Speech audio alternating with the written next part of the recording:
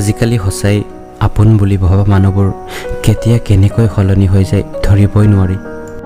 নতুন মানুহ আপোনাৰ প্ৰিয়জনৰ জীৱনলৈ আহিলে আপোনাক লাহে লাহে গুৰুত্ব নিদিয়া হ'ব। এনে ব্যৱহাৰ কৰিব যেন আপুনি পুৰণি কাপোৰ, ব্যৱহাৰ শেষ, গতিকে আপোনাৰ প্ৰয়োজনৰো শেষ। আকৌ আমাৰ সচৰাচৰ জীৱনত এনে একাংশও মানুহ আছে যি কেৱল নিজকহে শুদ্ধ বুলি ভাবে। আনৰ ওপৰত সকলো দুখ জাপি দি আনক সলনি হোৱা বুলি কৈ তেওঁক ইগনৰ কৰিবলৈ ধৰিব।